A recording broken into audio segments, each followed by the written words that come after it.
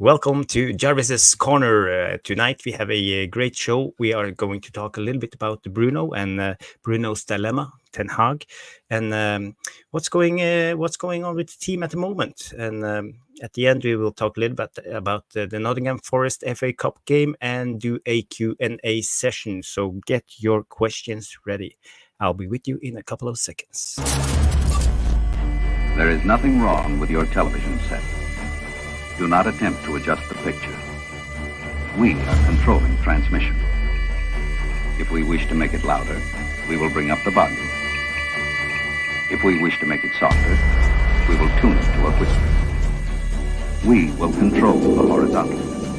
We will control the vertical. We can roll the image, make it flutter. We can change the focus to a soft blur, or sharpen it to crystal clarity. For the next hour, sit quietly and we will control all that you see and hear. We repeat, there is nothing wrong with your television set. You are about to participate in a great adventure. You are about to experience the awe and mystery which reaches from the inner mind to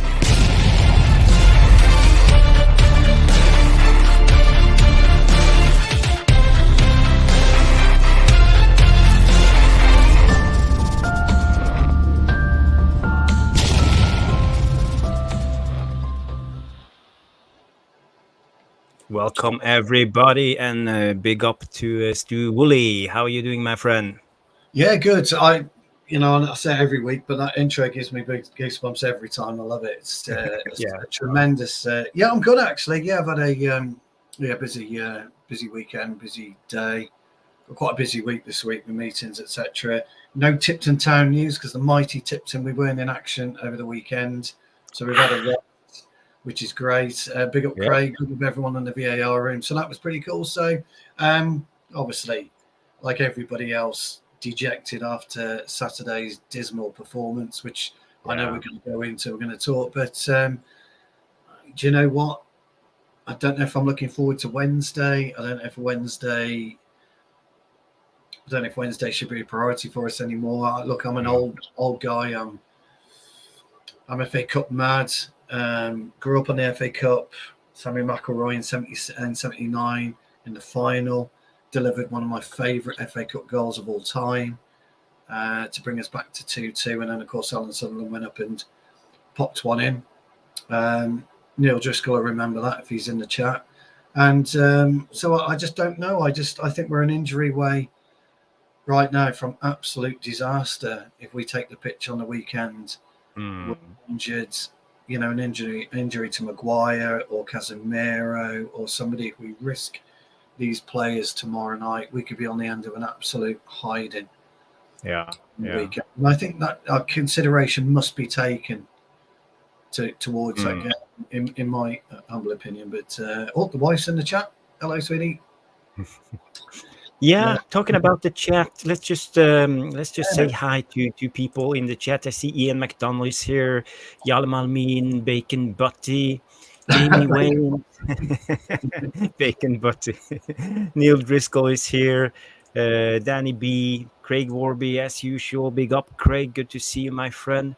Who else do we have here? There's a lot of people and a lot of messages. We have Marty MUFC. Good morning, gentlemen, and of course, directly France. Canada, Luan, France. Luan, France. And of course, we have Vicar Bird, Vicky here. Evening chat. Hey Jarvis. Hey Hubster. So and of course, last but not least, Rush Mano. Did you get Simon's in the chat? Simon Davis. Did you get Simon then? Simon's here. Simon Davis is here. Simon's here. Chin up, Erik Ten Hag. Yeah, we're going through hard times now. You know, I feel the mood in the fan base is tilting towards Erik Ten Hag out, and I've been watching a lot of pundits and YouTube shows the last couple of days, and people are pessimistic and they don't look bright at the future. Everybody thinks that Ten Hag is being assessed, and Ten Hag is moving in the summer. How do you see the latest on Erik Ten Hag? It's a tough one, this. I mean, me and you had a conversation a few weeks ago with Mick. I think Mick was on a channel, and Tom, and we were talking about it, and I was a staunch Eric Ten Hag has to stay. I think Eric Ten Hag has to stay. I do. I think it's kind of unique. I mean, guys in the VAR room, correct me if I'm wrong, but I don't ever recall, if we were to remove Ten Hag, that clubs of the calibre of Manchester United, Liverpool, Barcelona, Bayern, potentially Juve, are all looking for managers. I can't ever remember those stars aligning. And I put, you could even put Real Madrid in there if if Old Ancelotti decides to call it a day. So I don't know where we would sit now in terms of where a manager of calibre would see Manchester United as opposed to Liverpool and anywhere else. And there's hi Mark. There's also an opportunity that maybe Chelsea will be relieving Pochettino in the summer as well. So there's a lot of big clubs that could be scrambling. I think it's a mistake anyway right now if we do remove Ten Hag. I know a lot of fans are calling for it, but if you looked at all the furore, the hullabaloo of Liverpool's cup win yesterday, and Klopp's did it with kids, etc., etc., etc. Guys, just be mindful that he had 9 years to produce this conveyor belt of talent. You know, True. I believe there is a real fighter in Ten Hag. I believe there's a real clinician in Ten Hag as a manager, and I don't think he's got the right type of players who are susceptible and will relate to Ten Hag's style of management. I think we've got a bunch of girls basically playing for us. I apologise to any females that are watching. I didn't mean anything derogatory by that, but we seem to have a bunch of babies that don't want to buy into what Ten Hag is trying to do. Look, he's caused his own issues in the way that he picks his team and the way he sets his team up. Me and you have spoken on more than one occasion on a tactical side on where we're susceptible and vulnerable in terms of transition play, and how we're always our defenders are completely exposed to quick counter turnover, and that's been proven time and time again this season. And then the interesting thing is the way he is so stubborn that he won't change certain things or only certain players. So I mean, obviously we'll go into that. So I don't subscribe to the theory that you move him away and you bring in, I mean, the lads are talking Flick or Nagelsmann. Yeah. Flick was excellent for Bayern. Nagelsmann dropped at Bayern. So you tell me. I mean, you know. Yeah, I can tell you because I've been studying both of them now. I've been doing some manager. Let us know what you're drinking in the chat if you feel like it. Herb tea for me, herbal tea. The regular Earl Grey. I got herbal. Well, I've been studying both of them lately and just trying to figure out what they're all about and how I see it. You know, if he didn't like Solskjaer, if he don't like Ten Hag, none of them are the right manager. They're all about attacking, fluid, free flowing football, not that much strongly organized and stuff like that. And I think a lot of the fan base now screams out for more organized football. They don't like, people call it basketball football, back and forward all the time, and we don't control games, and that's a huge problem for a lot of the fan base, and also for me. You know, now we read about 435 shots conceded this season, and that's a terrible stat. You know, it's an average about 17 shots conceded a game, and it tells me that we have no defensive structure at all. It leaves us open. So for me, my personal theory is about counter pressing, and it's about timing in how we go into attack. Every time we attack too fast. We don't have the right rhythm, because if we move in the right rhythm, it gives the other players time to move up in position. Yes. And then we try a hero ball, a hero pass, something from Bruno, something creative. And if we lose the ball, people are around the area where we lose the ball, so we can counter press right away. So we will be much more stable defensively. My problem now is we rush the attack. When we lose the ball, we usually just have 2 to 3 players around the area where we lose the ball, and the rest of them are sprinting upwards, trying to come into position, and then they hit us on the counter. It's like the old-fashioned counter attacks, because the teams are not transitioning high up in the field; they are Correct. countering us down in the field and run, and then we have problems. So for me, it's a little bit about timing, and people like call out Bruno. We are going to talk about Bruno today, about his unnecessary risk taking and stuff like that. But I think Bruno needs someone like Frankie de Jong and Menu, as we have spoken about, to help him set the tone and tempo of the game for him to thrive, in a way. What's your thoughts, Stu? No, eloquently put as always, old friend. Eloquently put as always. I tend to agree with you on transition. We're absolutely woeful, and we do hurry attacks. I've said before, there are times in a game where you've got to put your foot on the ball and hold it for 10 seconds and then make a decision about what you're going to do, because the Premier League will allow you to do that. But we don't do that. We get the ball and we treat it like it's a lava rock. And we try and move it as much as we can and as quickly as we can. What I'm perplexed about more than anything is Ten Hag's inability to want to change it. I don't think he's got an inability to change it. I think he has an inability to want to change it. I think he has a stubbornness that can't allow him to change his philosophy, because he thinks that if he does change it and it goes horribly wrong, he'll just be crucified in the press. And I get that, and I understand that, Jarvis, but the manager at the highest level, the elite level, you've got to have the balls to take it by the scruff of the neck. I don't care what you say. I'm the man in charge, and I'm going to do this. There was a huge debate during the week. Our very own Mark started it, didn't he, with the thought process of putting Anthony at left back. I looked at it, I frowned upon it for half an hour, and I went away and I thought about it, and I thought his philosophy and his thought process was very, very sound. What people don't consider about Anthony is that as a supposed winger, and I do mean a supposed winger at this point in time, he will have an idea on how to play a winger, because that's what he does. So he will know what to expect from a winger, whether he's coming inside, whether he's going to push it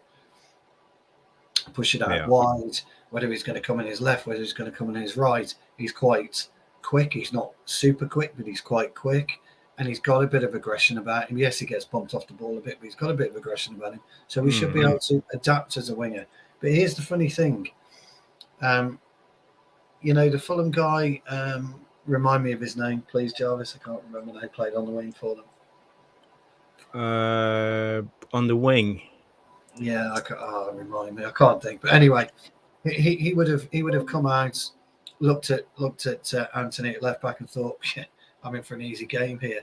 But then he'll have to start thinking about, well, hold on, he knows what I intend to do.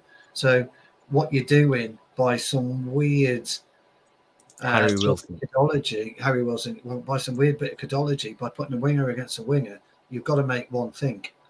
You have to make him think. But anyway, and that's what kind of Mark was getting at. And Mark was right.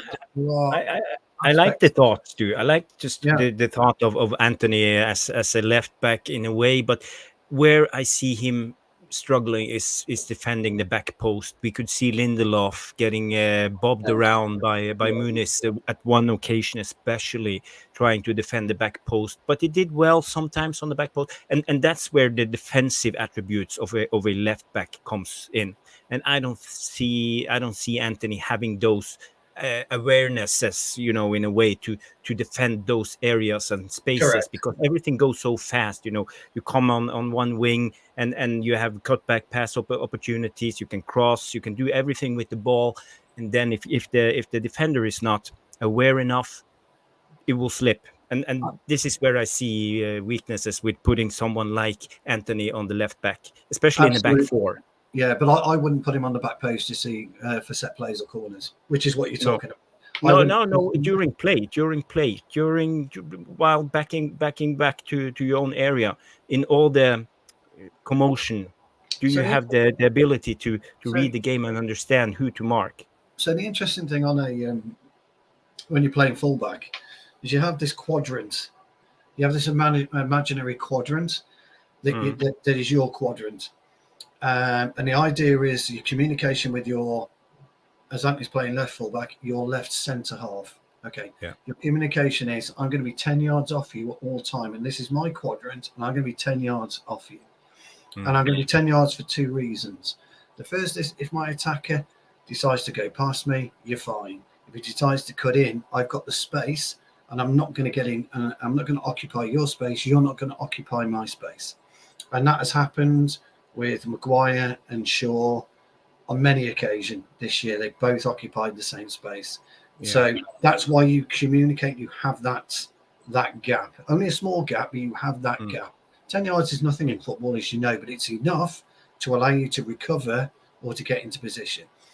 What you're talking about when he's backing up, the fullback has got to make the winger make that choice. So if I'm playing fullback and you're a winger, I've got to make you make that choice. For the first couple of minutes, I've got to decide and see what you're going to do. I've got to determine, are you left-footed, are you right-footed? Do you dribble with your left foot? Do you dribble with your right foot? When you get the ball, do you automatically operate inside, or do you automatically hug the touchline? I need to make that assessment, and that will then allow me to have the positional assessment. So you're absolutely right. I don't think Anthony would have that. That's where I agree. But he could make, the attacker, or he could have made the attacker think about what do I do. Because if you're an attacker, you're a right winger, and you see Anthony there, you're going to ask yourself the question, what am I going to do differently that he's not going to expect? And there it gives you just the upper hand. So I love your point, and I take your point, but as a fullback, that's what you've got to operate. And communication with the. I hope that makes sense. Yeah, it makes perfectly sense. I used actually to play fullback a lot of the times because I was a winger and then I was centrally. I usually played as a number 8, but I was versatile. I could play like right back, left back, number 8, and even on the wing. So it's all about reading the game, and when you are used to playing in those areas of the pitch, you are used to as you spoke about the center back, the relation to the center back. But if you're a number 8, you have the relationship to the number 6. If you're the winger, you're the relationship to the number 8 or the other fullback. So that area is a little bit special. It's not like central area. You have an extra defender on your side because of the sideline. So you only have one area to really focus on. You're absolutely right. I mean, I play across the fullback. I can play right, left, centre halves, and I can play centre midfield. So that is my area of expertise. So I'm competent. I'm a competent fullback. That's as far as it goes. I'm a competent fullback. But I'm a half decent centre half and a half decent number 8, 6. Sorry. And you're right. So my partnership that I have on a Sunday, my critical partnership is my partner, my 6, and my goalkeeper. That's my critical partnership. We call it the central line. That's right. Basically. That's my critical partnership. So that's what we do, and that's where we operate. So if I'm taking the ball off the goalkeeper, I need to know that my 6 is ready to take it from me, whether it's back to goal or whether I can just slide it slightly a yard in front of him so he can take it. So you can then move forward, and then we can then push the fullbacks up where we need them to be. Okay. My communication with my fullbacks is just either tuck in 2 yards or just push out 2 yards. That's what I need to, like you said, as you're not a full-blooded left back, as an example, you'd be looking for that little bit of knowledge on where to be. So you're just looking across, aren't you? Where do you want me quickly? That's what you're doing. You're doing this because you're looking at your winger and you're looking for transition turnover, aren't you? But you want to know where he needs you to be. And once you've got that, a player with your ability from a mental point of view and an understanding point of view, we'll be able to pick it up in a few minutes. I know it sounds stupid, and the VAR room might not get that, but honestly, it would sound a little bit. It does sound a little bit stupid. I get that. I'm sorry, but that's how it happens. So, Yeah. so Mark, no, I don't think Mark ever really got a chance to explain. And I've heard it all week, by the way. I saw it on Nerdin show a couple of times, and Mark didn't get that, and with Pappy's show as well. Mark didn't get that chance to really explain what he wanted to do. As it happens, it was an irrelevance anyway. We weren't really destroyed. I didn't feel down the wings. I felt we were destroyed through the middle, really. I agree, Stu. I just want to get back to the VAR. Yeah, sorry. And we have Lou en France here, and she tells us that it's my birthday today, guys and girl.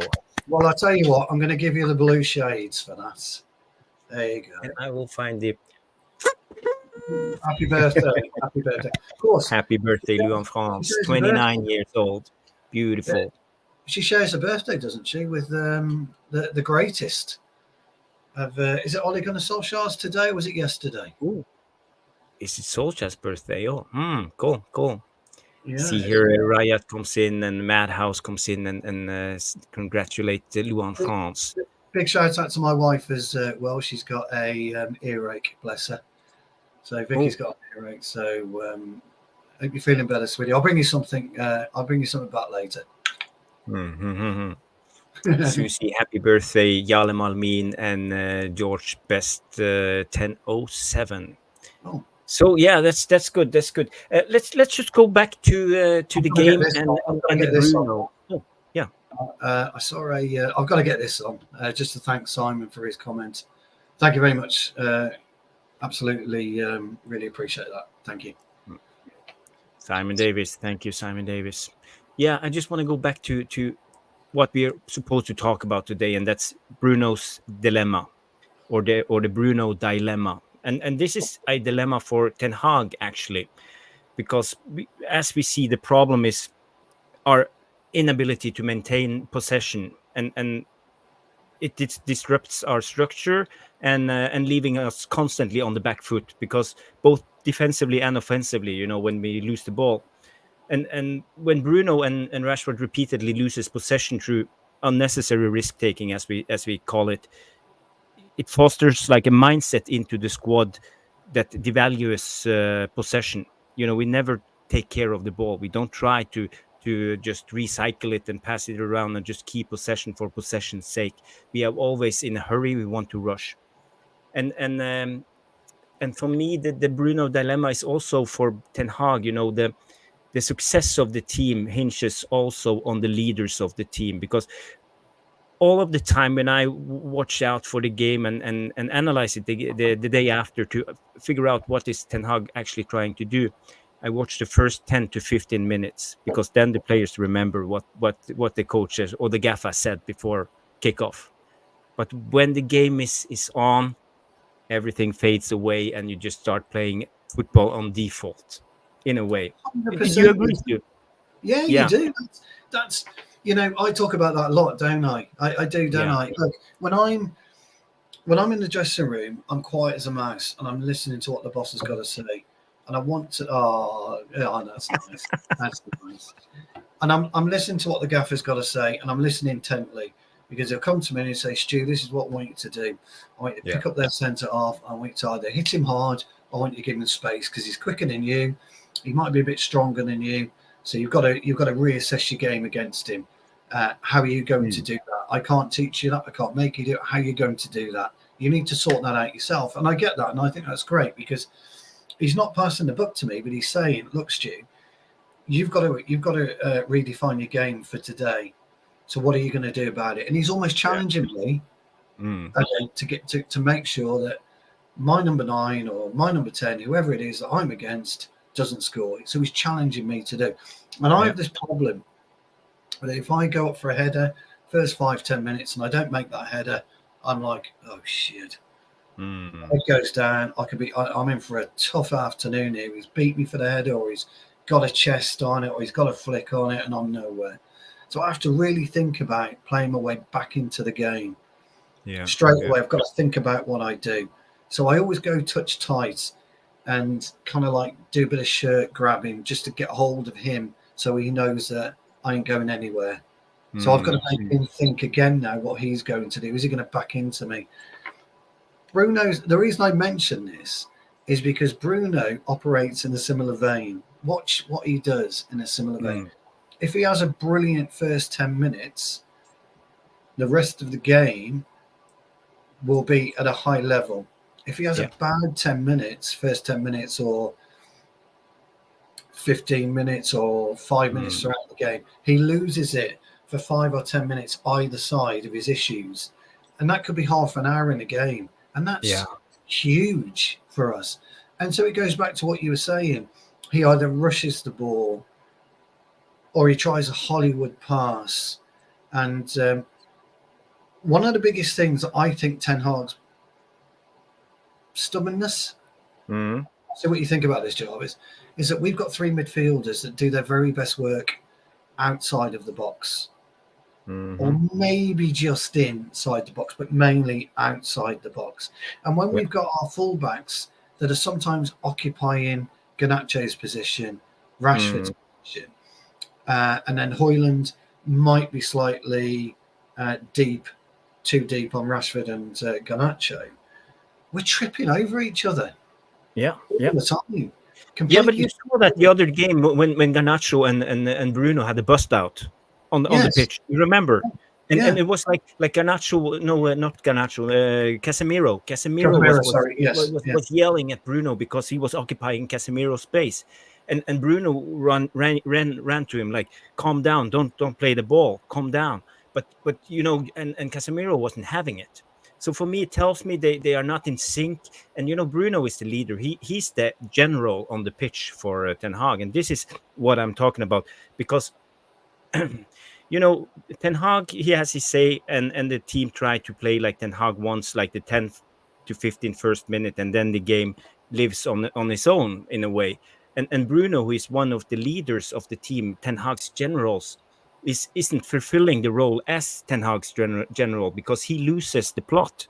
He should be the one running around and reminding all the other players how we're supposed to play. If you know. As a leader, as a captain, he should call them out. But Bruno, he's the first to lose the plot, and that's a big problem for Ten Hag. And this is a big dilemma for Ten Hag because how is Ten Hag supposed to get his tactics through when he doesn't get him through to his captain? Yeah, no, absolutely. Look, I'm famous for this, Jarvis. Not that I'm famous anyway, because I'm not. But I'm famous for this. I pay no attention to my skipper. That's got nothing to do with respect. That's not a lack of respect for him. I'm just busy concentrating on what I'm supposed to be doing. Okay, that's what I'm supposed to be doing. So the point you're making is absolutely right. When things are going against you as a skipper or as a leader on the pitch, you got to take a deep breath, calm down, and assess. You have to assess what's going on in front of you. The point that you're making, that when you cross the white line, the game gets going, you become embroidered in your own particular area of the pitch, you become embroidered in your own sector. If you're playing alongside Casemiro and he's too far away from you, you're calling him back, you're calling Anthony back, you're calling Rashford back, you're concentrating on it. You're not necessarily looking about what's happening. A real player does both. A real player will look. Kevin De Bruyne, if he's having a bad 5 minutes, he'll look around what's happening. Gundogan was an absolute master of it. The master right now is Rodri. He lost Rodri. He can get caught up in a melee. I love him in a way as a player. Yeah, he can get caught up in a melee and come out the calmest guy on the pitch. When the tackles are flying, when this is happening, when that's happening, when people are shouting at each other, swearing at each other, Rodri will get the ball, chest it down, drop it 5 yards, and he'll just tootle off. Casemiro did that a lot last year. If you watch the way that Casemiro played, he'd get the ball down. He wouldn't get involved with what was happening in and around the game. He played his own game first, and he allowed us to control the midfield better. This year, he's not been able to do that, and it's got nothing to do with Kobe Mainoo at all. It has a lot to do with Bruno, and the gap between Casemiro and Bruno is way too big. Yeah. Way too big. And Neil, makes a point that players around him aren't stepping up to the plate. You're absolutely right, Neil. They're not. They're not stepping up to the plate. Does Bruno? My question for you, Neil, would be, and I'd love to hear your thoughts, pal. You're a veteran of the game, a bit like myself, but I would love to know, how you feel that Bruno can get that back, because Jarvis is right. The petulance on show is not acceptable in any football team, let alone an elite team like Manchester United. I'd love to know, Neil, are your thoughts on that, pal? I mean, me and you stood in probably the same away ends together, mate, back in the 80s, and Wow. enjoyed football for what it is. So I'd like to know what you think. I also think that Bruno has an issue as well with the way that Ten Hag does like to play our fullbacks, because our fullbacks, he uses them to attack more than what he should do, I think. And I think, again, Bruno comes chasing for the ball, but he's always out of position because our fullbacks are out of position a hell of a lot for transition that you were talking about. Yeah. And again, we have the issues then with Garnacho and Rashford, and double occupancy in the sacred circle where Garnacho and Rashford should be doing their best work. One of the good things about Reguilon was that he would never really invade into Rashford's space. Now, the other good thing about Luke Shaw is he doesn't invade into Rashford's space. He arches Rashford's space. If you ever notice, it'll arch around him a little to Rashford's space to kind of move. And I think it's great that they've got that working, but it doesn't always collaborate. It doesn't always work. And then Rashford or Shaw will get to the byline and try and cut this cutback, but they're too cute. The defenders are always cute. We've only I think we've got 1 or 2 goals, haven't we, from cutbacks this year? We've conceded how many from cutbacks? Yeah, 10 or something like that. Yeah, you're right. And but this is what we're talking about, the disconnect between Ten Hag's vision and the on-the-pitch performance in a way. But I just want to point out some things when it comes to Bruno. We talked about Neil, and he always reminds me that Jarvis have an agenda against Bruno. I try to defend myself in a way because I don't like the word agenda because I only see football. I don't see, in a way, Bruno per se. But what I see is the things we lack with Bruno, and I would like to have, and I think we need those things for us to function as a team. Because Bruno, he struggles with dribbling when he has the ball. He can't dribble a man, and ball retention, because he can't hold up the ball and wait for the other players to move in position. He always wants to try the first. It's about being quick with Bruno. Through balls, quick through balls, and that's a little bit of the problem, because we frequently surrender possession, and it highlights Bruno's faults, his hold-up play without this ability to retain possession, and we struggle to apply pressure and control the midfield, and this is more crucial in a football game than through balls and crosses in a way. But the dilemma is Bruno is our only creative players. He's the only creative output that Ten Hag has at the moment. We have no other players who can create chances the way Bruno do. So in a way, you have to take the good with the bad, and this is, I think, what Ten Hag is thinking. Okay, I don't get the hold-up play, I don't get the dribbling, I don't get the timing right, but at least he creates chances for me. And what do you think? Is this Ten Hag's dilemma, or am I miscalculating something here? No, it's a very difficult one when you've got a player of Bruno's undoubted ability, and I think that's where your frustration is, Jarvis. It's not an agenda. It's actually about an ability and a lack of use of that ability right now in the game. And it's like I said a little bit earlier. I feel that if he doesn't have a great first 10 minutes, you're not going to see a great 90 minutes out of Bruno. But if you do see a good 10 minutes, you're going to see a really great 90 minutes out of Bruno, and it's one of those. And I think Ten Hag's dilemma is, and Bruno's dilemma really, because obviously the two of them aren't communicating. Bruno and Ten Hag don't appear to be communicating as to exactly what he wants Bruno to achieve and what he wants Bruno to do. Because from a creative point of view, absolutely, Mino's got that ability to be creative, but KB Mino at the moment is just easing his way into R11, and he's easing his way into it in a fantastically brilliant way. But Bruno needs somebody around him that can take the weight of creativity off his shoulders. Now, you mentioned does he need a Frankie de Jong, just as an example, or Mason Mount was potentially brought in to do Bruno's running, to allow Bruno to be the creation side, chip in with 5 to 8 goals a season, like he used to do at Chelsea. So, are we missing Mason Mount? Who knows? I mean, really hard to say. No one knows. He's played like 2 games this season. Yeah, because we haven't seen him play. But I can see the synergy that Ten Hag is looking for between Mount and Bruno, and how he wants that to help. So Mark's right, by the way. Yeah, absolutely. Mino's never played at 10. He'll always play an 8 and will always be an 8. I don't know if did anyone suggest Mino should be a 10, should they?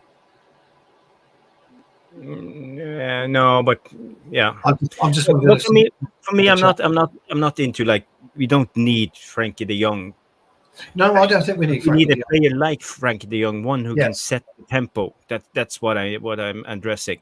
Someone who can help Bruno with the right tempo, because when we pass the ball out from the back, we need to involve the number 6, and the number 6 needs to hold on to the ball long enough for people to move up. Then we have options. That's how we create overloads, like Ten Hag wants us to do. But now it's way too hectic every time we play with the number 6, because Bruno drops down, receives the ball, and hoofs it up, and we don't have time to move up the troops. It's why Polina would be perfect for us.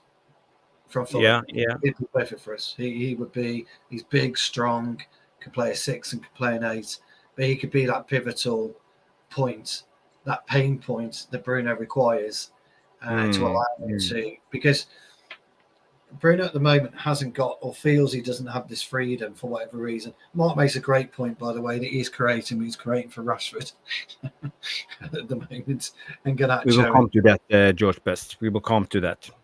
What was that? Sorry. You just say address the real problem. Talk about that. Yeah. We will come to that. So Mark raises a point here about killing attack and runs down blind alleys. Is absolutely right. Mark knows my thoughts on that. So do you. If you attack the diagonal, attack the 18-yard on the corner, you've got much more of a chance of gaining a penalty, for 1. 2, getting the ball in dangerously low and hard. 3, having a deflected shot. And 4, being able to chip a wonderful chip ball at the back post for somebody to come in. You could get 4 options if you attack the diagonal. You haven't got 1. You go down a blind alley, you've got 2 options: down the blind alley and cross. True. That's it. True. You attack the diagonal, you've got 4 options. If you remember when Rashford and Martial were scoring 19, 20, 21, 22, 23 goals a season, the pair of them, they attacked the diagonal, both of them. Came in, attacked the diagonal, and kept on running. Now, if you're a defender and you're in the box, you've got a massive headache. You've just got a headache because you're running backwards. You can't set yourself. That's why so many penalties are given away by stupid looking tackles. You can't set yourself. It's impossible to set yourself unless you block him off somehow. And then show him down the line or show him inside. But then, as a defender, you've got to make sure that if you're going to show him inside, you've got coverage from your midfield player.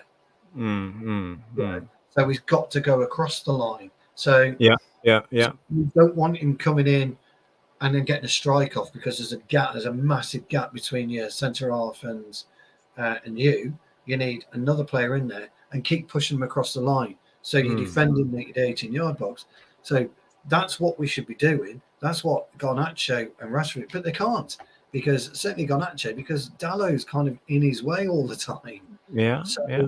Garnacho's having to either play slightly inverted or behind Dallow. Do you think this fluent style of football is confusing for the players? They don't actually know what to do sometimes. They just run around like headless chickens in a way. I do. George Best has asked me a question. I'm not quite sure what he means by that. Maybe you could ask him, Jarvis. He just said, when was that, Stu? I don't know what I was talking about. Yeah. Okay. And yeah, is it? Yes and no. But I'm always of the opinion that a professional footballer at the elite level playing for Manchester United should understand it anyway. In my opinion, I listen to commentators and say, "Fucking hell! Did you see how he took it on the chest?" And I'm like, yeah, but it's not that difficult as we addressed with for example, Garnacho and Dallo. It shouldn't be that difficult. I played the game. When the winger talks outside, the fullback goes inside, and vice versa. It's not that complicated. Yeah, actually, you're absolutely right. George Best has come back and saying Garnacho's still a boy. You're going to get good and the bad. Totally agree. I really do. And we've seen the good and the bad this year with him. We've seen him stick his head down and just keep running into a blind alley, but we've seen him get his head up, score a number of great goals, and set up a couple of good goals. He was referring to when he said Rashford and the glass was scoring 20 goals a season. That was that pre-COVID, wasn't it? Jarvis? Yeah, the last good season with Ole. With Ollie, pre-COVID. They both got 20 Premier League goals each, didn't they? 19, 18, something along those lines. They were both scoring. Sorry, George, I should have made that clear. But sorry, my train of thought's completely gone. I'm just going to bring up Rushmano's comment, and I think he addresses something. The problem isn't Bruno. Our problem is when Martinez is not on the team. Our defense drops because the lack of pace, hence leaving a big gap in the midfield. That's a good point, Rushmano. It's a big gap because of when we attack and when we are pressing high, the defense needs to push up, and this is a problem when we play with sorts of like Maguire and Evans. They don't have the pace, they don't have the confidence to push high enough, because it's always the back line who sets the height of the pressure. They are always pushing the players forward. It's not the forward player who are setting the press line. It's the back players. So you have a great point there, Rushmano, and I totally agree. Martinez is vital for this team and how we want to play. And it baffles me that we didn't sign another center back who had disabilities in the summer. We had Kim Min-jae, we had several other Todibo, and other options available. But we chose not to, and now we see the result. We struggle with players like Maguire, for example. And Maguire, he has his strengths, but he has his weaknesses, and they are very, very easy to see, to spot. So it's a great spot by Rushmano, that is, because his ability to transition the play at a slow pace or a long ball or a fast pace is hugely what we're missing. It's not what Varane does. It isn't what Maguire does. No, it really isn't. So I totally agree with Rushmano. When he plays, we get up the pitch a lot quicker, a lot more strategically. We get up there. So no, I totally agree. Yeah. Let's delve into the Rashford thing, because I see a lot of people in the VR room talking about. Wants to talk about him as well. So did you have a something with George Bestie? You talked about, is it Rush? No, Rashford. Talking about Rashford. Yeah, he was just saying that Rashford is the problem. He has all the talent in the world, refuses to use it. I totally agree. Totally. I think he's right. I think since he had that golden season, and let's just call it the golden season, he's not been anywhere near where he should be. So 100%, George, 100%, mate. Yeah, for me, the problem with Rashford is very limited. He can only be used in one spot. He can't play striker as a number 9. We saw that against Fulham. He can't play on the right. He can play on the left. But you need to utilize him in one way and one way only.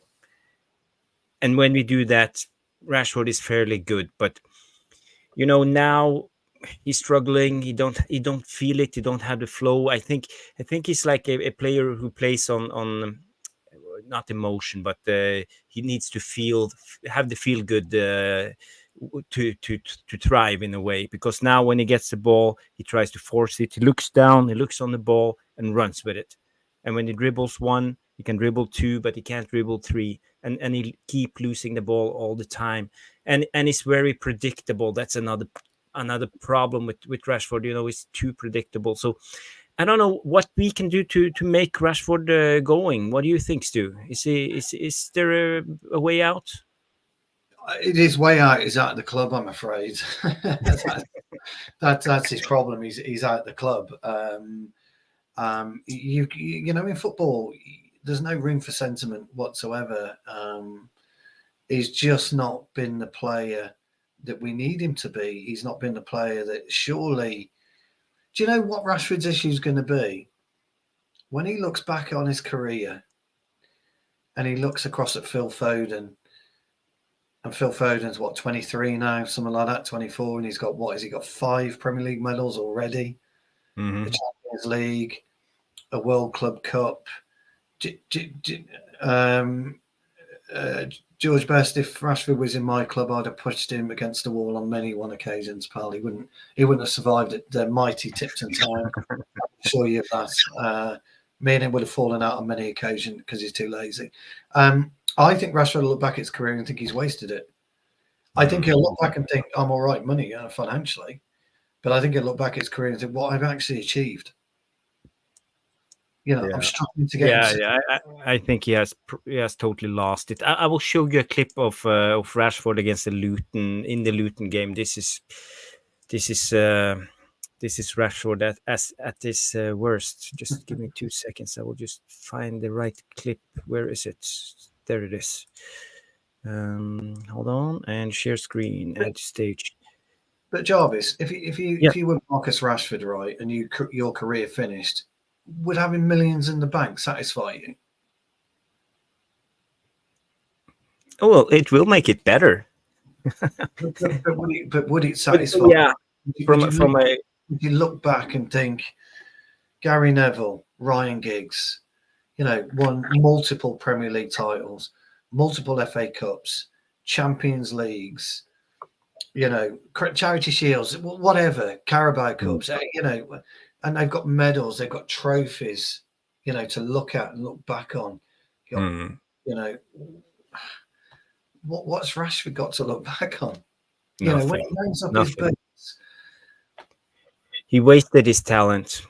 That's true. He wasn't a true professional, and now we see the result. You need to work hard every day, put in the training necessary. You got to work to evolve yourself as a footballer, learn new stuff, always improve. You see players as, for example, Ronaldo, who's like the best player who have totally changed his career. He went from being a thin boy on the left wing, and now he suddenly was a beast, like a striker, and in the box scoring goals. So this is what Rashford needs to adapt, but sadly he haven't done the hard work. I just want to show you Rashford here running after the ball. I know what you're talking about. I remember the look at him. Look at his press. Yeah. Walking. There you go. Look at that. I will show you one more time. It's too much for me to even watch. And that's Ross Barkley, isn't it? Who's got absolute zero pace whatsoever. He's just left him for dead. It's just embarrassing, isn't it? It's just embarrassing. Craig's obviously made a great point, by the way. And Craig, I totally agree with you, mate. It takes a team of players to win these trophies. Absolutely. I once said that when we signed Varane, and people call him Champions League Varane. And I made that point on a show on a different channel, Craig, that he kind of had 10 other players around him, plus a few subs. So no, you're absolutely right, mate. I just feel that if I was Marcus Rashford and I got all this money, in the bank, yes, you'd be happy, but equally, you'd be pissed off you got nothing. I mean, people are mocking Harry Kane right now, and rightly so. Chances are he's not going to win the Bundesliga. He's a trophy keeper, but he went to try to win a title. He did. He went to have a go, didn't he? He went somewhere to have a go. So Rashford, get to PSG, go win your championship, mate. Retire with a pot. You got a question from George Best here. Stu, would you have smacked him right then and there? Yes. Absolutely. No question. I wouldn't have been batted an eyelid. It's like a slap in the face for the rest of. Imagine there's hundreds of thousands of millions of Man United fans around the world, and Rashford is walking around that pitch. Oh, I'm in trouble here. The wife's told me off. But I did give Varane a 7 in his performance on Saturday. Yes, we did talk about Varane now. Yeah. No, I just made that point. I made that point that when we signed Varane, I forgot. Yes, I'm in trouble now. Sorry, sweetie. Imagine Rashford in a team with Keane and Neville. Absolutely no chance. He's right, but he's right. And actually, Neil asked us a question, and we've got loads of questions started, I think, haven't we, tonight? I think we've got about 23. No, I think he said, can you name leaders in his current side? And he's absolutely right. Who could you name? Apart from Martinez when he's playing, Varane, really, who could you name? Maguire, I know people aren't going to be happy with me. No, Stu, he's come back with no. But Maguire's trying to become that leader again, isn't he? He's trying. He's making a real go of things. What a poacher's goal, by the way. May I add? What a poacher's goal. But no, there isn't. When I first started, Neil, when I first started watching Man United at 7 years old, we had Martin Buchan as a leader. We had Gary Bailey just coming through in goal as a leader. We had the Greenough brothers as leaders. We had Stuart Pearce and Joe Jordan. We had some great leaders. Arthur Albiston, real solid pros. And I've got, how many have I reeled off there? 8, 9? Yeah, but we talk about leaders, too, but why do you think we don't have leaders in the team as today? Because for me, I feel like we are 11 individuals coming on the pitch, and when the game is over, they go back to their self, to their own entourage, hyping them up with social media, talking to their agents, image rights. It's about statistics. It's about everything else but the game, and that's a big problem. And they don't care about the others. They only care about number one, themselves. That's why we lack leaders. Yeah, they do. We lack leaders for a multitude of things. And I don't want to keep coming about money, and I'm sorry, but I don't. But you look at Rashford, that area that you just showed of Rashford and Ross Barkley, who's on his second chance, isn't he, to make it in the Premier League, and he's really doing something to try and enhance his reputation. Ross Barkley, he got absolutely castigated. Had to go out to Nice. He's come back and he's doing something in a lower club. But Rashford's thinking to himself, you know what? What if my agent can get me that new Aston Martin I saw? Yeah, I'm more interested in that, because you can't tell me that he's concentrating on football, doing what he was doing. He didn't even know where he was. He certainly wasn't on the football pitch. So these players, there's a good friend of mine. I used to coach a young lad who's at Chelsea now, Dylan Williams. I'm not saying he's at Chelsea because I coached him, by the way. I'm just saying I just used to coach him as part of the team. Cool. He's at Chelsea now, playing in the under-23s. He's earning 8 or 9 grand a week, and they've put him up in a mansion, a 5-bedroom mansion. And I said to his dad the other day, we were talking, I said, I think he needs a loan. His dad said, yeah. He said, but he's at Chelsea. And his dad's, by the way, he's not a big time Charlie by any stretch of the imagination. So, but he's saying that Stu, he says he's living in a £5 million pound mansion.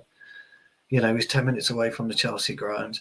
he's earning £8,000 a week or £9,000 a week or whatever.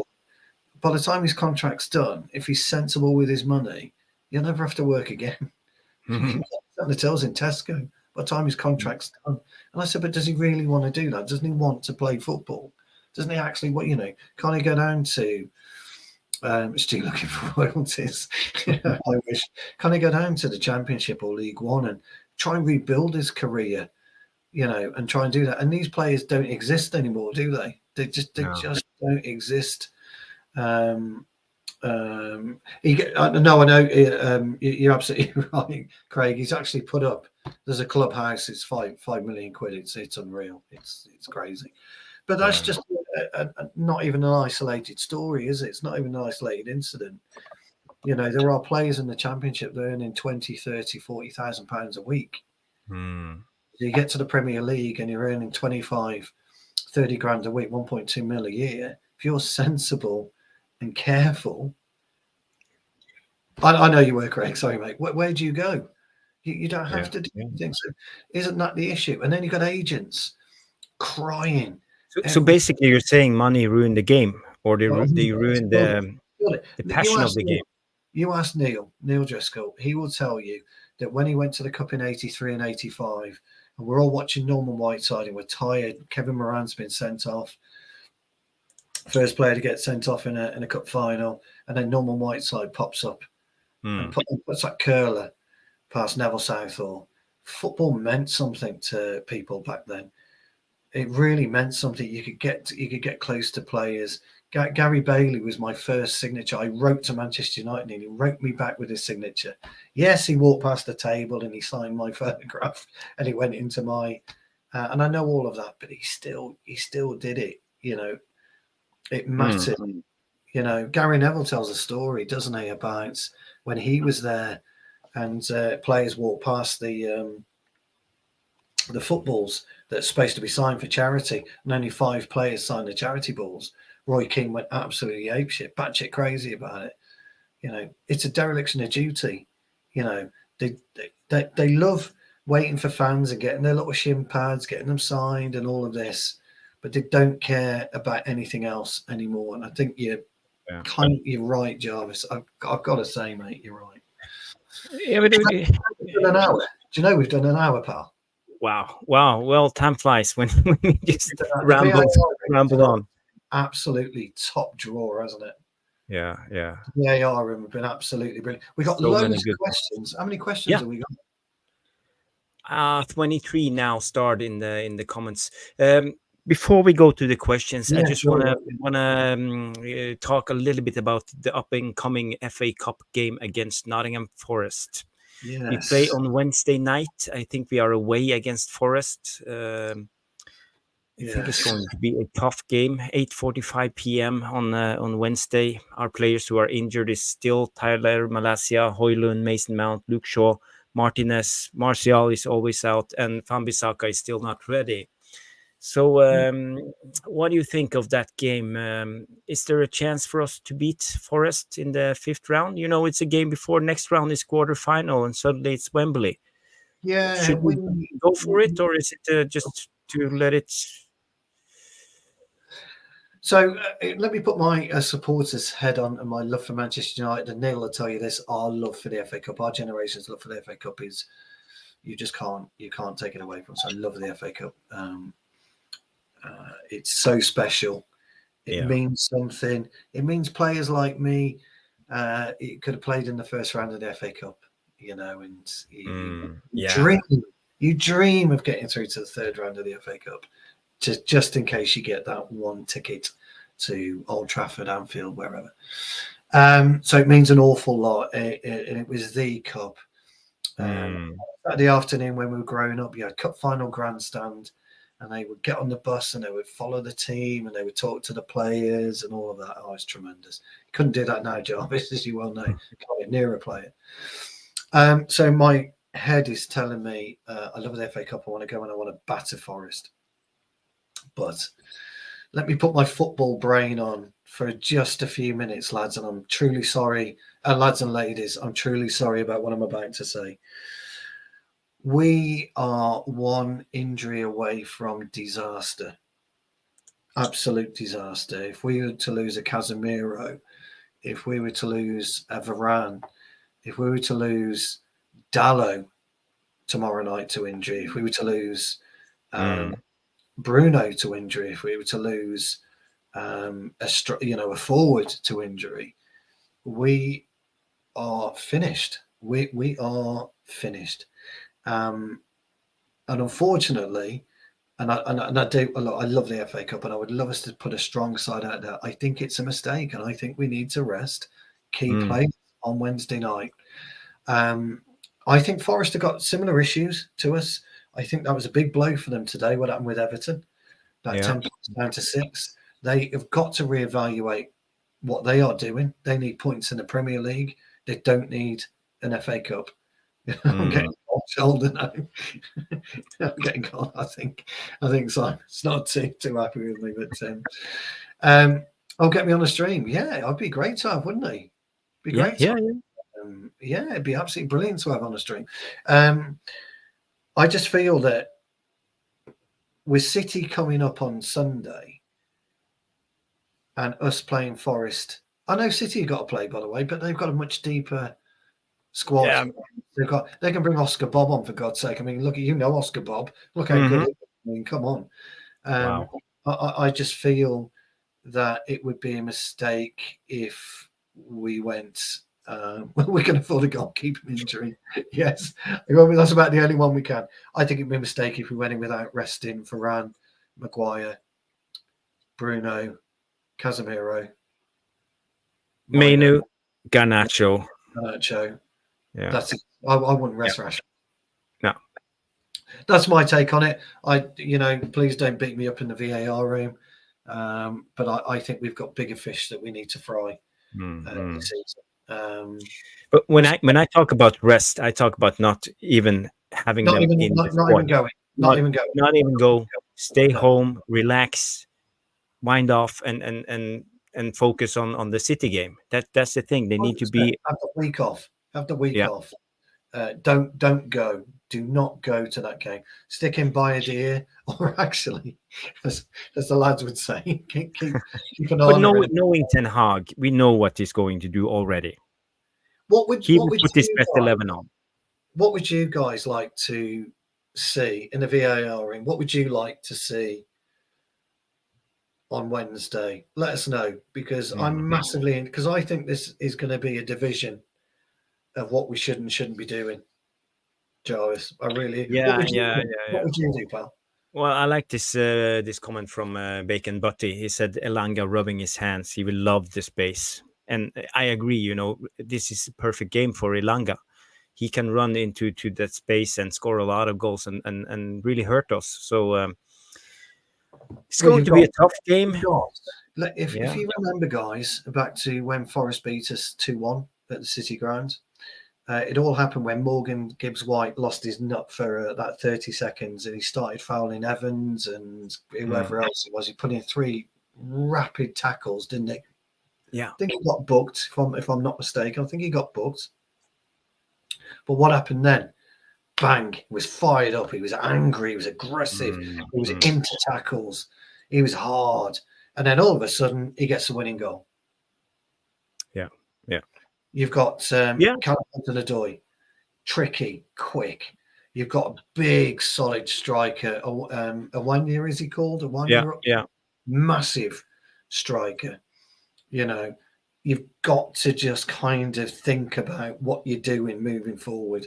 What are our aspirations moving forward? If Ten Hag has been told, Jarvis, this is the other flip side of this, guys, and we must consider this. If Ten Hag has been told, you've got to win the FA Cup or you're gone, he's got no choice, has he?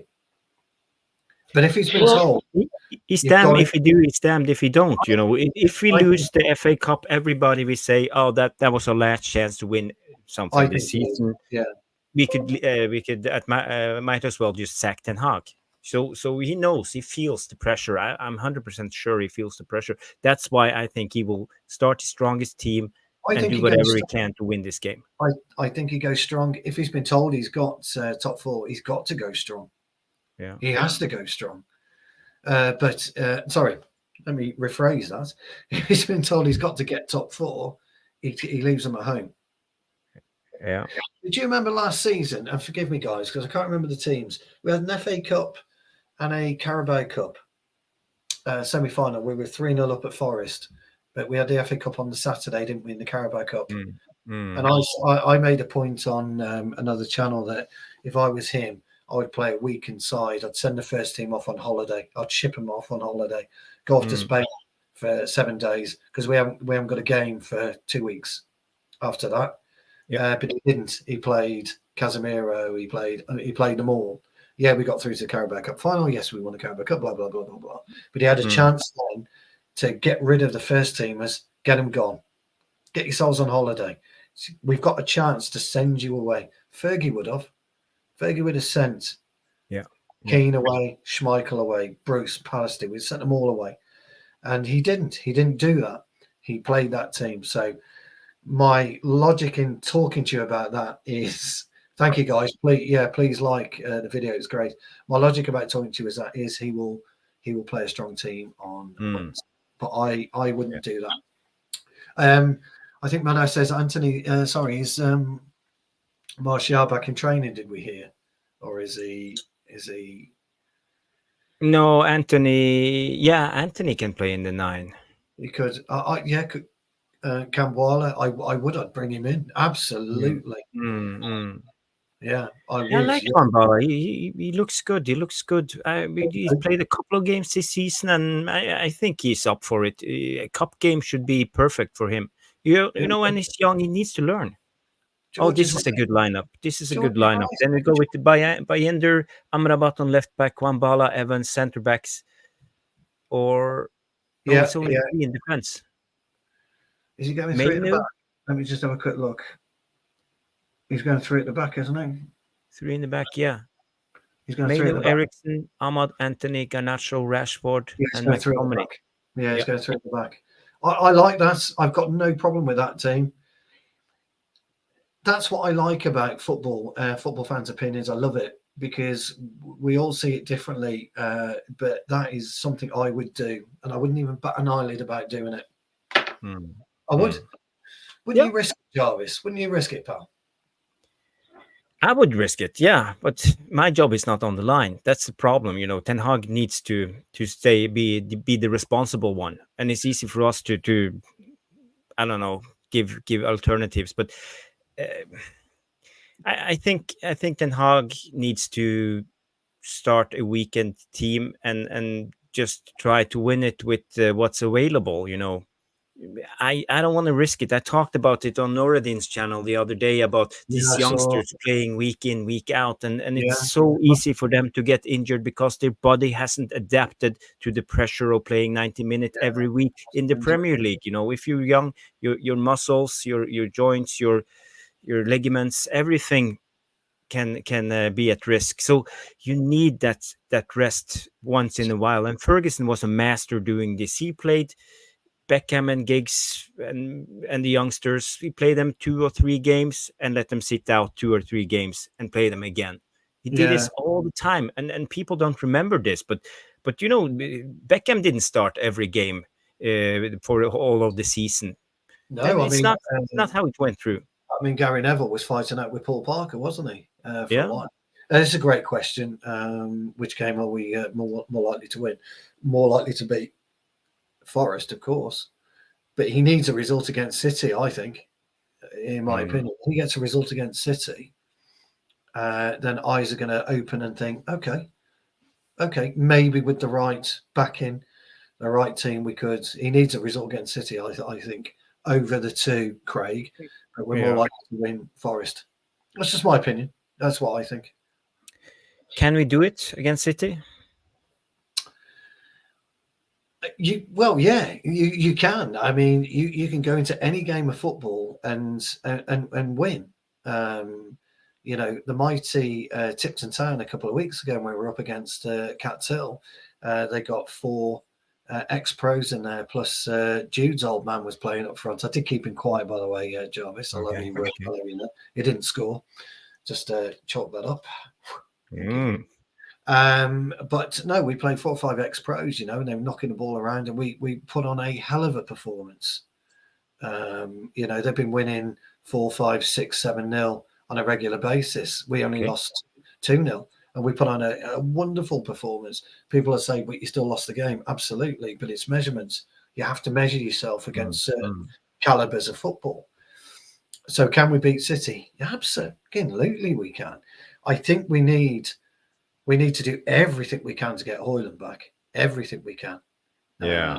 Don't know what his injury is. We need muscle injury. It's a muscle injury. We need to have that Varane Maguire partnership sewn up.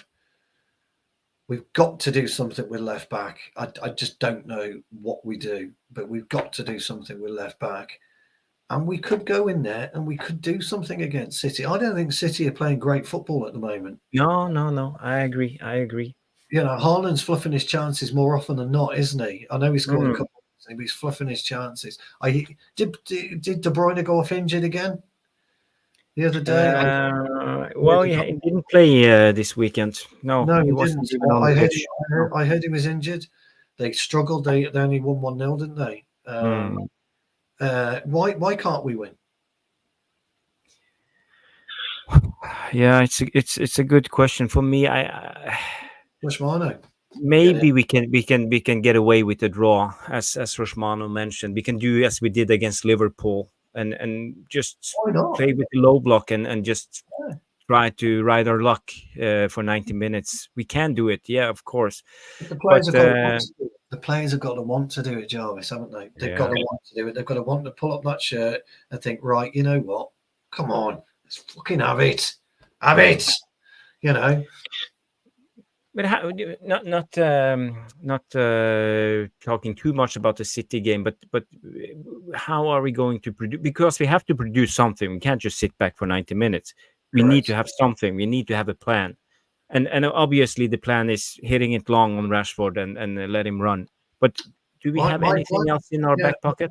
My plan would be to crock Foden early doors. Get him crocked. Get him not interested in playing the game. Get him looking over his shoulder every time the ball's coming towards him because he's worried that Amrabat's going to absolutely slice him to pieces. Get him worried. Get him off his game. You get him off his game, that's a start because he's the one scoring goals for them at the moment, isn't he? On a more regular basis. We've got to win that midfield. You know, we've got to take that midfield apart. We've got to do something about Rodri. And Bruno's got to occupy Rodri. Now, today, this is where you need a Jason Park. This is where you need Jason Park. You say to Jason Park, get on Rodri. I don't want you doing anything else today. Where is Fred when we need him? Where's Fred when we need him? Get on Rodri. Sir Alex Ferguson once famously said about Jason Park, and if you can't tell me this isn't the highest accolade you can talk about a player, I'll never know. The Barcelona game at Wembley, we got beat 3-1. Rooney scored, didn't he? Fergie said, I should have bought Jason Park on at half-time to take Messi out of the game. He carried on, we would have beaten Barcelona. Now you're Jason Park, you're just sitting back, aren't you, going, yeah, that's how you do it. And that is what we need. That is that type of player we need. Because if you take Rodri out that system with potentially no De Bruyne and you disrupt Phil Foden, we know we can get at them at the back because we've done it before. Yeah.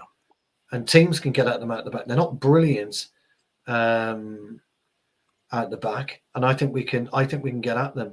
But that's what I think we need to do. Foden, Rodri. Haaland, I don't know. You tell me about Haaland. Can you stop the man? Can't you stop the man? Who knows? I just think it's just I don't know. I just don't see if Haaland's on his day, he could quite easily get after it, couldn't he? Let's be fair. But look what Højlund's been doing equally. You know, we could steal a 1-0 win. We could get beat 3-0, 4-0.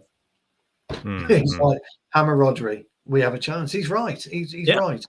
We both know the influence that Rodri Then we was on. need to start. We need to start Casemiro. We need to start Amrabat, This is and why we maybe can't. even McTominay because he knows the Yeah, derby against this City. is why we can't afford injuries on Wednesday. Yeah. So it's one of Yeah. those, isn't it? It's one of those.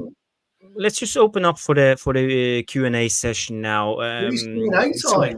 people got get loads. your questions in, and we can start with this question from George Best to Stu. Would you consider starting McTominay as a striker on Wednesday? I would, and I would do that not just based on his scoring abilities this season and what he's done for Scotland in the Euros. He was obviously a striker in his younger day, and let's face it, when he gets in there, he's putting in 9 out of 10 times. He's putting the ball in the back of the net. He's not really missing a lot. So, actually, a very, very short answer. Why not? Well, if you don't put Scott McTominay up, we played forcing out of position against Fulham, didn't we? And you put Rashford in the middle, I would put him in the box. I've got no problems with that. Bestie lads. My issue with McTominay is he has no pace. He Correct. hasn't got the pace, so it will be easy for City to push up and make it very difficult. He's on about Forest. He's on about the Forest game. Oh yeah. Even Nottingham Forest, it will be easy for them to push up and make it difficult for McTominay. And playing striker, you got to be good playing with your back against the goal. And I don't think McTominay has the ability to scout and look around, look over his shoulder, and understand what's going on behind. He's an off-the-shoulder striker. He's an off-the-shoulder striker, Jarvis. He'll play in between the two centre halves and try and get a run on the centre halves. He's off the goal. He's never going to take the ball, turn, get a strike off. Absolutely no chance. He's a goal facer rather than a rear play to the goal. 100% accurate. Totally agree. Yeah. Mark comes in and say, for me, McTominay, you don't need pace, Jarvis. It's okay, just again, I can accept that around the box. Yeah. But then he could be utilized better as a number 10, maybe, or as a partnership in a two striker formation in a way. Do we just do we consider going up with 2? Yeah. False 9. No. Well, not for me. Let me just explain one thing for people about the false 9. The false 9 is about dropping down and filling the pockets of the midfielders when they are dropping down to receive the ball, because it's openings. That's the thing with the false 9. So we have basically an extra midfielder in the build-up play. That's a false 9. One of the best exponents of that is a number 9 and a false 9, and that is Sir Harry Kane. Plays both positions brilliantly. He does. You watch him. He's superb outside the box, deep, and he's brilliant inside the box. Plays it brilliantly. Well, Harry Kane.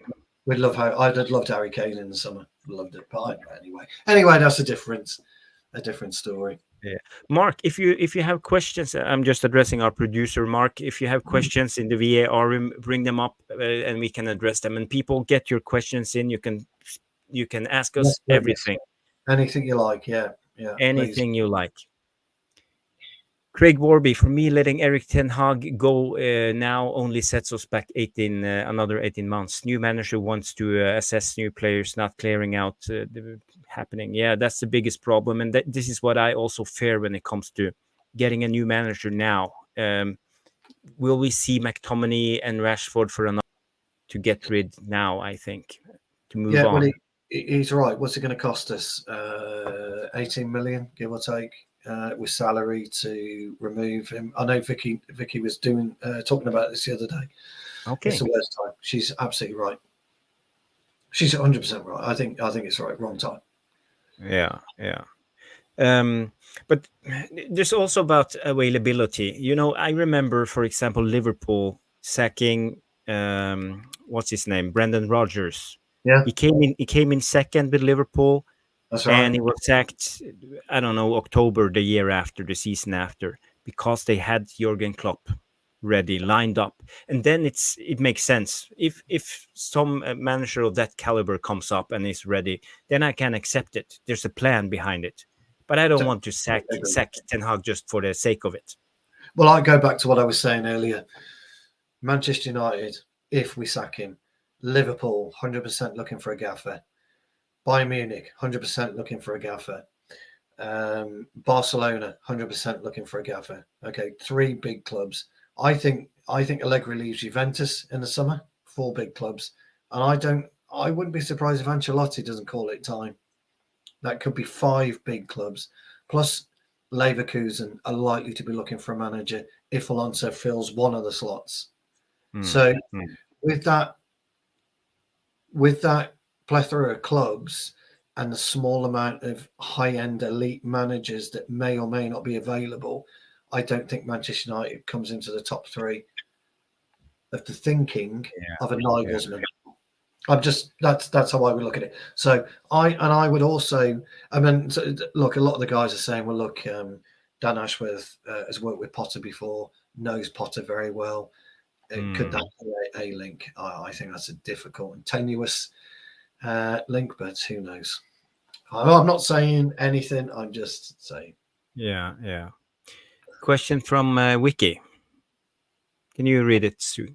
Yeah, great. So the good lady wife is saying, do you ever feel like these players do not talk to each other, especially about football? Absolutely. Absolutely. Do they go out for dinner together? Do they socialise together? Are they on the phone together? The mighty Tipton Terriers, if we lose or we win, there's 2 or 3 of us that get on a group chat on a Monday morning and start dissecting the game. And we talk about all sorts of things, whether I was too slow to get across and cover, or whether Range, was tying his bootlace at the wrong, the wrong time. Anything. We will talk about the game. We will dissect the game. Did G7 miss an open goal, from 3 yards out? We talk about everything. Do our lads talk about the game? I doubt it. No, neither do I. I think you are right, Stu. Craig Warby comes in and said, what alternative starting lineup can we produce through? Though I think George Best. I think George Best had the optimum lineup for me. If we can put that back up, Mark, I think George Best had the optimum lineup for me. Yeah. Good question, Craig Warby. For me, I think it's time to rest at least the young players. Mainu, Garnacho, those 2 are the 2 players that we need to rest. I'm so afraid we need to pack them into cotton wool and just let them sit it through. It's so important that we keep those 2 players fit.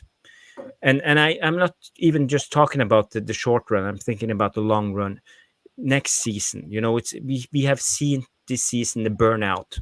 What happened? What happens in the squad when you have 50% of the squad not up to standards? It affects everything. So we need to think 2 thoughts at once to protect the current and the future. I think good a lineup. By your knowledge, by your thought process, they would have to take Garnacho out and maybe put Forson in. Yeah, but not as a striker. Not as a striker, but maybe put Forson in for Garnacho. But I think that's. I agree with you. We can't afford any injuries at all now. We can't afford to lose anybody. Mark, more questions. Oh, Mark comes in with his starting lineup. Bayindir, Anthony, Evans, Maguire, Kwambala, Collier. Yeah. He's a defensive midfielder. Yeah, he's a very good player. Mainu, Eriksson, Forson, McTominay, and Ahmad. Yeah, that's actually a good shout. That's a good shout. Yeah, both good teams. Both good teams. Yeah. Next question, Mark.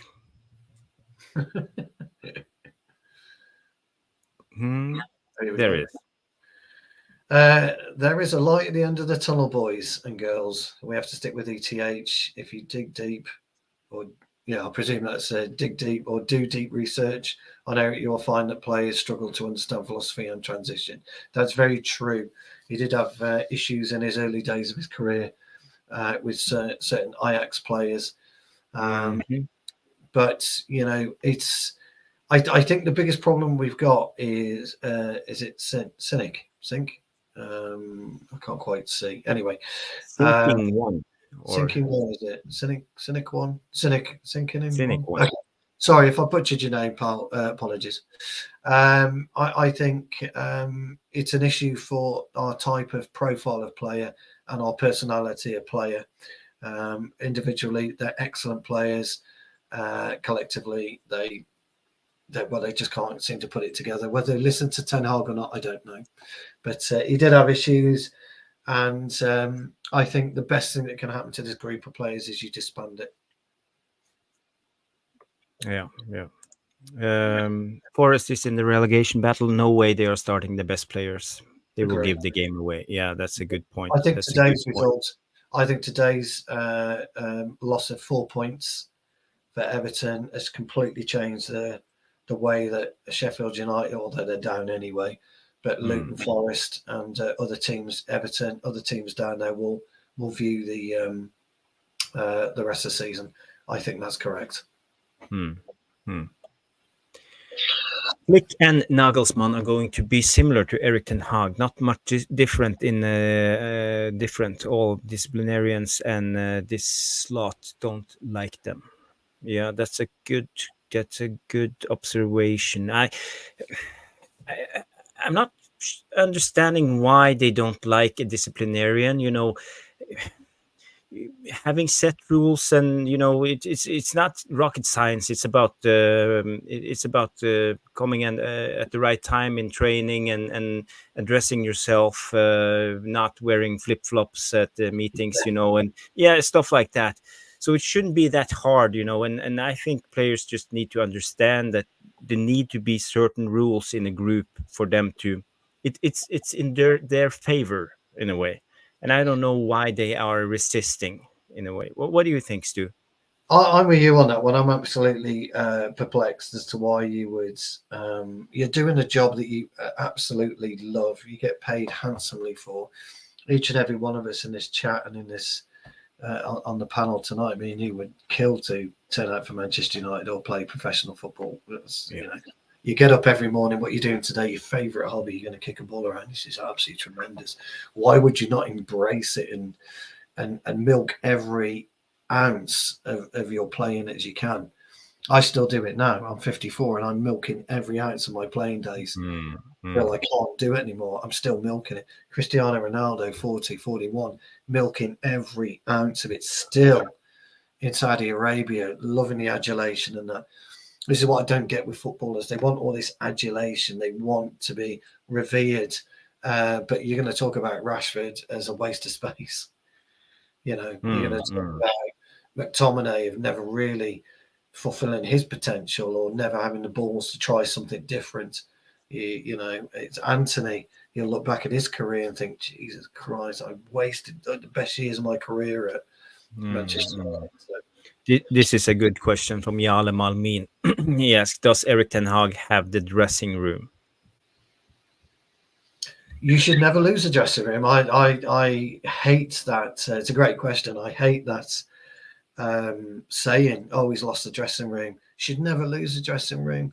The gaffer is the pinnacle. That is it. I walk in that dressing room as a gaffer. You shut the fuck up and you do what I tell you. You don't question me. Or if you did question me, you come into my office and you give me a reasoned argument as to why you shouldn't be playing there. You give me a reasoned argument as to why I shouldn't have singled you out on the news. You give me a reasoned argument. You don't have a go at me. You don't cry like Jadon Sancho did. You come in and you talk like a man. And that's how you do it. And the dressing room, and if you're in that dressing room, you're a senior player and you're watching another player disrespect the gaffer, you sort him out individually. You get him in as captain and you fine him and you tell him that he's not acceptable, not becoming a Manchester United footballer. And you do that throughout your career, whether you're playing at Shrewsbury Town, Telford United, any Norwegian club. Couldn't think of one then, sorry, Jarvis, but any Norwegian club, any Swedish club, any club on the planet. That's what you do. Yeah. So I love the question, but managers should never, ever, ever lose a dressing room. It's unacceptable. Unacceptable. But we know this group of players love to throw the manager under the bus. We have seen it several times with Ole, with Mourinho, with Ragnick. We have we know it, and the player power is strong within this group. So I feel like he has some bad apples in the squad, and not everybody is behind Erik Ten Hag. Just to answer your question, Jale. They're not, but I don't yeah. like it. I don't Yeah. like that they're not number one midfielder. He's come in and said it's not 1970s. He's absolutely right.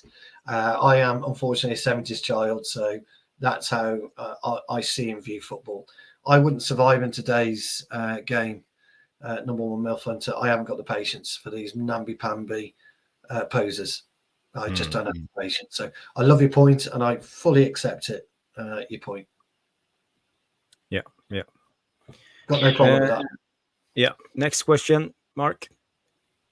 Oh, I think he's put it up. Oh no. Oh. Okay. Would you have Ahmed? Who's this guy? I don't even know who is. I don't know. I'm sorry, Mark. Ibrahimov on the bench. Yeah, I can't answer. I can't answer, Mark. I'm sorry, pal. Could you do a bit of research for us and give us some thoughts on that, pal? I'm sorry I couldn't answer that. I think Craig Warby comes in and said Jarvis Cocker watched Grönbach the other day. He looks like a great player, like you said. Yeah, Albert Grönbach, the Danish midfielder who plays at the Bodø Glimt in the Norwegian Premier League. He did well against Ajax, scored two goals against Ajax on Amsterdam Arena or Johan Cruyff Arena or what's its name. And he's good. He's good. He's technical on the ball, but he's not ready for Man United at the moment. But he's someone who watch out for in the future. You like him, don't you? I like him. I like those kind of players. He reminded me of Odegaard, in his type of play. He's quick on his feet. He has the vision and he has the technique to back it up. So that's what I like about him. I will catch up on that then, Mark, because I've not really seen much of him. So I'll catch up. I'll look at it. Yeah, I'll check him out. Thanks for that, mate. Okay. Academy player. Latest news on the game: West Ham 4, Brentford 2. West Ham raced into a 2-0 Jarrod Bowen lead, didn't they? They did. And then Mopé scored. It's always a bad day when Mopé scores, isn't it? Yeah. Okay, do we have now? That's it for the Q&A session. So what a stream! Yeah, fantastic. What a stream! Stu, guys, do you have any subjects you wanna bring up at the end of the show before we wrap it up? I was just about to say to the VAR room, we'd love any talking points. If you wanted us to talk and discuss anything, please let us know. Email Jarvis or get in touch with Jarvis and let us know if there's particular subjects you'd like us to talk about. We'd love to, wouldn't we, Jarvis? We just love talking football. Yeah. Just football. We love talking football. And also great thanks to the VAR room. They've been absolutely top draw tonight. Really. Number one Milf Hunter. Did we not answer his question about sacking the gaffer? It's this one. Does it matter if the manager is sacked or a new one comes in when it's when? Jesus Christ! I need my reading glasses. He says, "Why does it matter if the manager is sacked and a new one comes in when so much of the squad needs cycling out?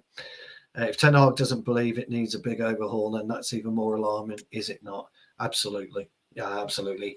We're 100% agreement with you on that one, which is why we don't think it's the right move to sack Ten Hag right now, because as everybody in the chat has said, you're on about an 18 month to 3 year cycle again, plus 18 million quid down the drain. It's the squad that is the problem.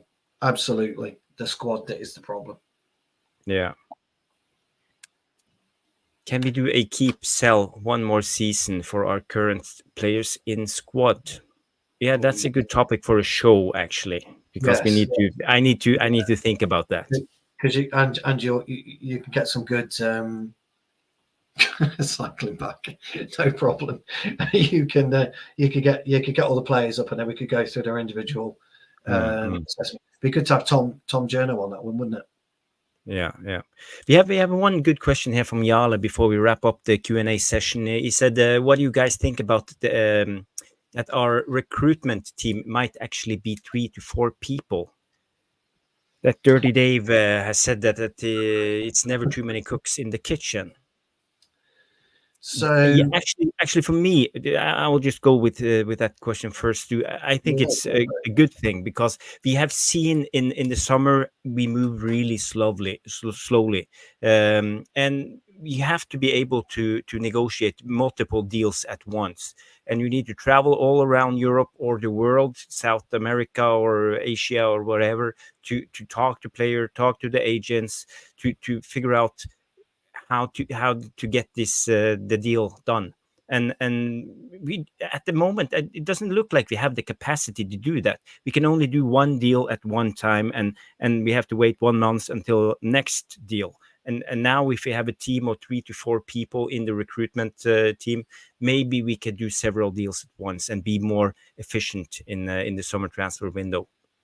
yeah, I totally agree. I think I would go so far as to say no, that if we are not doing our due diligence and we made preliminary contact with the players that we want in the summer, then we're just as bad as we have been Hmm. over the period. We know Dan Ashworth is on gardening leave. We know that the Dave Brailsford, but he's on gardening leave. He'll be feeding stuff through about who he wants, what he wants. There'll be meetings with Bereda off site, which nobody can stop. At the end of the day, And Wilcox, we have heard rumors about Wilcox. yeah, there'll be a lot going on. And I think you'll probably find that we are already in the process of identifying and starting to negotiate on the players that we want. Yeah.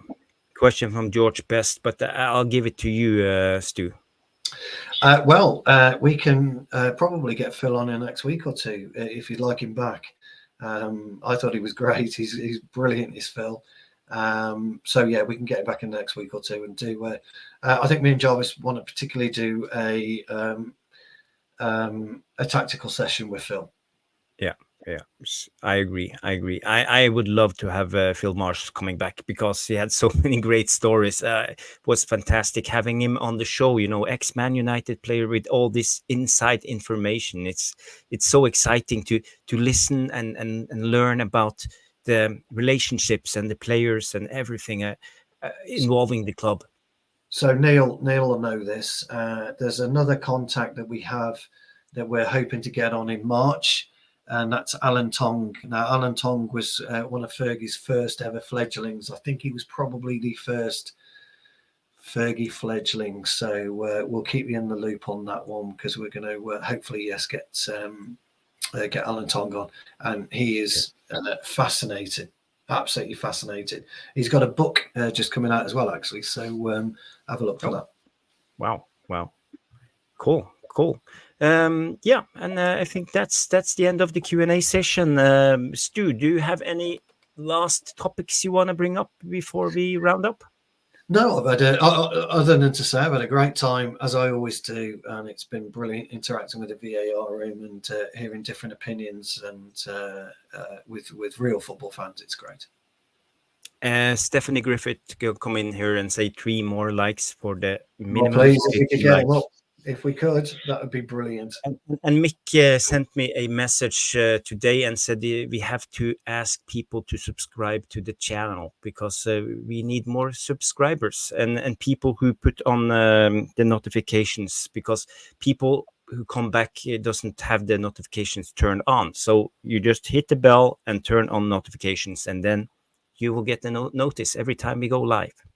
Yeah, which would be great. And the other thing I should point out is that me and Jarvis do other shows. So we go on the Devil's Advocate podcast if you want to pop across and ever see us there, or All for United. Yeah, please come through and see us on other channels. Craig, I asked Kevin Moore a few weeks back if he wants to come.